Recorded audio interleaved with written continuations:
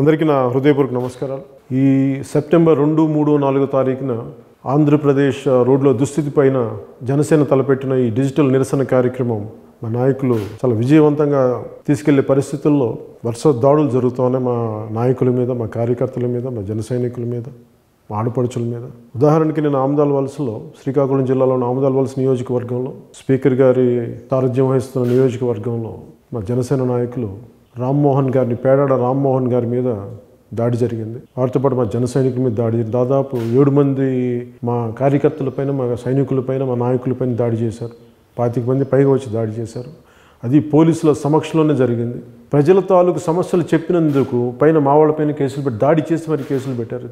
దెబ్బలు తగిలితే హాస్పిటల్లో జాయిన్ చేసుకోవడానికి కూడా వాళ్ళు విముఖత చూపించారు. అలాగే ఇలాంటి పరిస్థితుల్లో మా జనరల్ సెక్రటరీ శ్రీమతి యశస్విని గారు, హైకోర్టు లాయర్ శ్రీమతి యశస్విని గారు ముందుండి ఎస్పీ గారి ఆఫీస్కి వెళ్ళి నిరసన చేసి మరి వాళ్ళ మీద కేసు పెట్టించగలిగిన అందుకని మనస్ఫూర్తిగా నిలబడినందుకు మా జనరల్ సెక్రటరీ యశస్విని గారికి మనస్ఫూర్తిగా నా ధన్యవాదాలు తెలుపుకుంటూ, అలాగే ఈరోజు పొద్దున్నే, నిన్న నైట్ నుంచి నేను మాట్లాడుతాను, ఈరోజు పొద్దున్నే కూడా మా జనరల్ సెక్రటరీ పి శివశంకర్ గారితో కూడా మాట్లాడుతూ ఉన్నాను. ఆయనతో మాట్లాడితే ఒకటే చెప్పాను, ఎట్టి పరిస్థితుల్లో కూడా మా వాళ్ళ మీద దాడి జరిగినా కానీ, మమ్మల్ని ఇబ్బంది పెట్టినా కానీ ఈ ఇష్యూ పెద్ద చేసిన వాళ్ళతో అవుతారే తప్ప ఈ సమస్యని సామరస్యంగా పరిష్కరించే దిశగా వెళ్ళదు.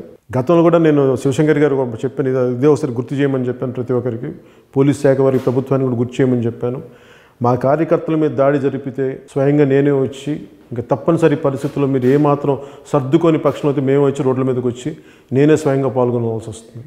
ఆ పరిస్థితిని తీసుకెళ్లకుండా పోలీసులు కూడా దీనికి సమన్యాయం చేయాలి. అంతేగాని ఏకపక్షంగా ప్రభుత్వ పక్షాన్ని వహిస్తానంటే అది కుదిరే పని కాదు. దాన్ని మీరు సరి చేసుకోవాలి. ఖచ్చితంగా మీకు ఒత్తిళ్ళు ఉండొచ్చు, కానీ ఎంతో కొంత మీకు న్యాయం జరగకపోతే మటుకు మీ డ్యూటీ ఉల్లంఘన చేసిన వాళ్ళు దయచేసి దీన్ని కూడా మీ దృష్టిలో పెట్టి ఉన్నతాధికారులు కూడా నా అభ్యర్థన ఇది.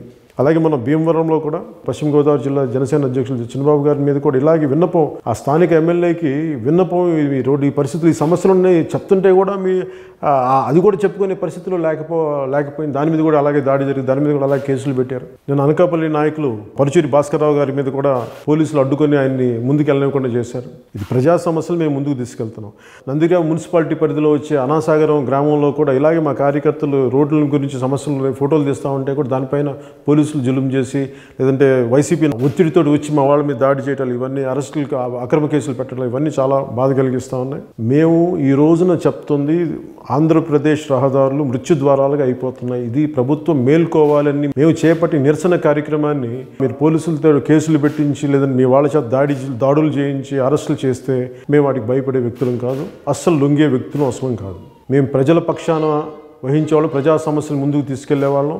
ఇది మీరు అడ్డుకునే కొద్దీ దీన్ని మేము ఈ గొడవని పెద్ద చేస్తారు తప్ప మేము అడిగింది మీతో గొడవ పెట్టుకోవాలని మాకు లేదు. మేము అడుగుతుందల్లా రోడ్లు మరమ్మతులు చేయండి, ప్రజల ప్రాణాలను కాపాడని కోరుకుంటున్నాం తప్ప అంతకుమించి మేము ఏ విధంగా మేము ఆటంకం కలిగించట్లేదు. దీన్ని దృష్టిలో పెట్టుకొని వైసీపీ ప్రభుత్వం ఈ రోడ్లు మరమ్మతులు చేయాలి, మా నాయకుల మీద దాడులు ఆపాలి, అక్రమ అరెస్టులు ఆపాలి మనస్ఫూర్తిగా నేను అభ్యర్థిస్తున్నాను, కోరుకుంటున్నాను.